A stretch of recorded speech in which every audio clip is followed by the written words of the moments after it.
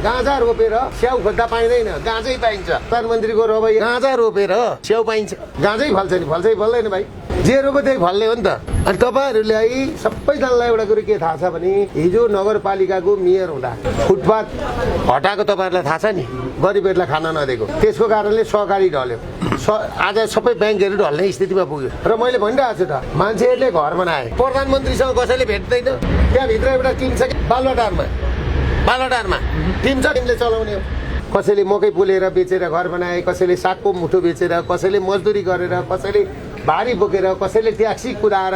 यी त्रिभुवन विमानस्थलमा पनि त मजदुरी गरेर चाहिँ घर बनाएको होला थियो। बुढो हुन्जेलसम्म घर बनाए। अब अहिले आएर घर गडामगुडुम भत्काइदिए। अब त्यहाँ पनि सहकारीको पैसा थियो होला, ब्याङ्कको पैसा थियो होला, लघु वित्तको पैसा थियो होला, साहु महाजनको पैसा थियो होला, घर त भत्काइदिए। अब अहिले सबैभन्दा बढी फाइदा कबाडीलाई भयो, नेपाली जनतालाई त भएन नि। तपाईँहरूले हिजो कि अस्तिकै दिनको प्रधानमन्त्रीको रवैया हेर्नुभयो। राष्ट्रपति भनेको के हो भन्दाखेरि नेपालको संविधान मानेर आएको हो नि त सबैजना। नेपालको संविधान मानेर उनीहरू चाहिँ चुनावमा गएको हुन्। संविधान अनुसार उनीहरूले शपथ खाएको छ। राष्ट्रपतिले नीति तथा कार्यक्रम सालभरिको गुरु योजना के हो भनेर चाहिँ त्यो कार्यक्रम भनेको कसको भन्दाखेरि बालेन सरकारको हो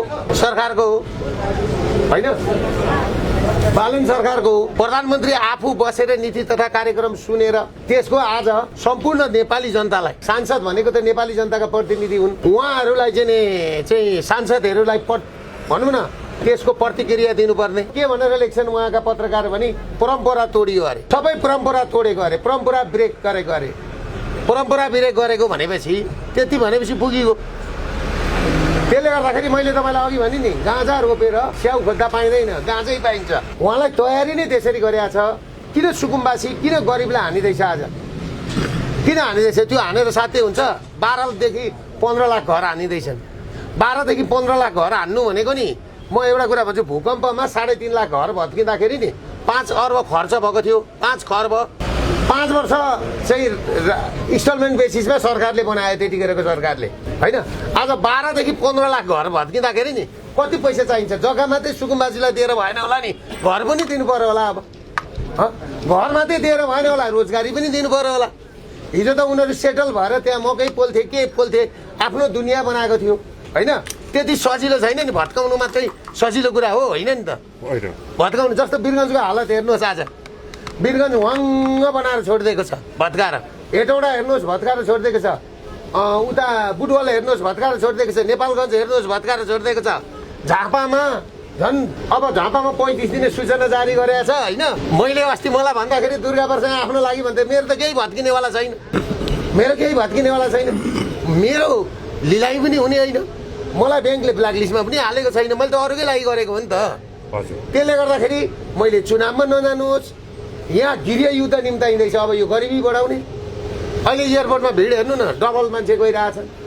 अहिले यिनीहरूको त काम के हो भनेदेखि कसरी विदेशको मान्छे यहाँ फर्काउने, कसरी रोजगारी सिर्जना गर्ने, कसरी मान्छेहरूलाई चाहिँ नि ल 34 वर्षमा बिगारेको थियो भने कसरी सही ट्र्याकमा लाने भनेर कार्यक्रम ल्याउनु पर्ने होइन। जम्मै डाङडुङ हान्ने र भत्ताभुङ्ग सबैलाई ट्रेड युनियनलाई पनि हाने, ट्रेड युनियन पनि नभत्का भन्यो अदालतले। अर्को विद्यार्थी सङ्गठन पनि भनेको छ। अनि अमेरिकन युथ काउन्सिल चाहिँ खोल्ने अरे, अमेरिकन विद्यार्थी काउन्सिल चाहिँ खोल्न हुने अरे, चाइनिज युथ काउन्सिल खोल्ने, इन्डियन भारतीय युथ काउन्सिल खोल्ने, अनि विद्यार्थी सङ्गठन खोल्न नपाउने अरे आफ्नै दाजुभाइको। भनेपछि अशान्ति हुन्छ। अशान्ति भएपछि संयुक्त राष्ट्रसङ्घ गुहारेर अमेरिकन सेना ल्याउने रणनीति हो। यति बुद्ध हुन्छ। तपाईँको सुझाव के हो त सरकारलाई? 2 जना मान्छे झुनिएर मरे, आत्मदाह गरे, 4 जना मरिसके, बल्ल नेपालीले शासन पाइरहेछ। अब प्रधानमन्त्रीसँग कसैले भेट्दैन। अब अन्तिम देशको शक्ति भनेको नेपाली सेना हो। नेपाली सेनाले बुझ्नुपर्ने। मैले त आर्मी चिफलाई पनि भनेको थिएँ, चिफ साहबलाई, यो कसैले केही पाउनेवाला छैनन्। गरिब झन् बिचल्लीमा पर्छ। यसको चेन इफेक्ट पर्छ क्या। अब अहिले यो जुन सुकुम्बासी बस्तीमा मजदुरहरू थिए, हजुर, मिस्त्रीहरू बस्थे त्यहाँ, अहिले यो काठमाडौँमा नि मजदुर गर्ने मान्छे पाउन छोड्यो, दोकान बुझ्ने मान्छे पाउन छोड्यो, भारी बोक्ने मान्छे पाउन छोड्यो, सेयर बजार गयो, ब्याङ्कको ऋण अब कसरी मान्छेले तिर्छन्। अन्तिममा हान्ने भनेको गृह युद्ध र आर्थिकमा हानेपछि अनि गृह युद्ध हुन्छ। गृह युद्ध भएपछि विदेशी सेना यहाँ आउँछ।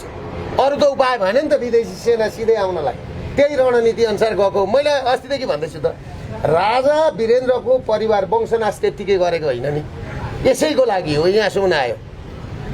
त्यसले गर्दाखेरि तपाईँहरू के बुझ्नुहोस् भने अब यो भयो त्यो भयो अब उहाँहरू न अब जानुपर्ने हो नि त नीति तथा कार्यक्रममा प्रधानमन्त्री आफै गरेर जवाब दिनुपर्ने हो नि त परम्परा तोडेको अरे हेर्नु भन्दै सक्यो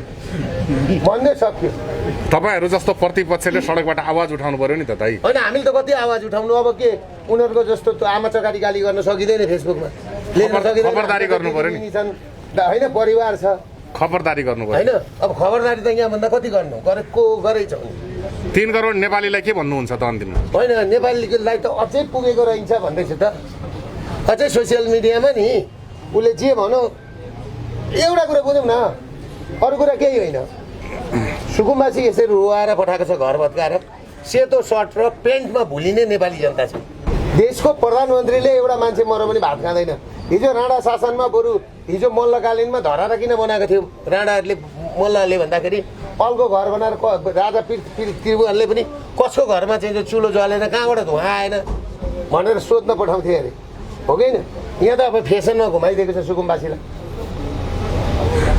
मैले भनेको थिएँ सुकुम्बासीलाई सुकुहरू यति उब्रिया थिए कि राखिदियो हातमा धनी पुर्छ अब केही छ रासपाको सांसदको घर आएपछि रोकियो नि त डोजर रोकिँदो रहेछ नि त रोकियो होइन डोजर होइन अदालतको आदेश माने यिनीहरूले मानेनन् त्यहाँ रासपाको सांसदलाई चाहिँ रोकियो कोवलपुरमा अदालतले आदेश गर्दा गर्दै गरिबका घर भत्काइयो सर्वोच्च अदालतले अब डोजर नचलाऊ भनेर भने हो नि त तर डोजर चलाइयो होइन मैले अघि भने नि गाँजा रोपेर धतुरो रोपेर कुरा बुझ्यो होइन स्याउ पाइँदैन सन्तोला पाइँदैन स्याउ र सन्तोला खानलाई स्याउकै बिरुवा रोप्नुपर्छ सन्तोलाकै बिरुवा रोप्नुपर्छ नेपाली जनतालाई अझै पुगेको छैन चेतना होस् भनेर भनेको कारण त्यही हो मैले सबैभन्दा पहिला माघको 2 गते हो कि 3 गते हो हामीले एभरेजमा 4 गते होइन गर्दाखेरि माघ 4 गते होइन 60 दल सहित गर्दाखेरि यो बालेनलाई प्रधानमन्त्री बनाउने खेल हो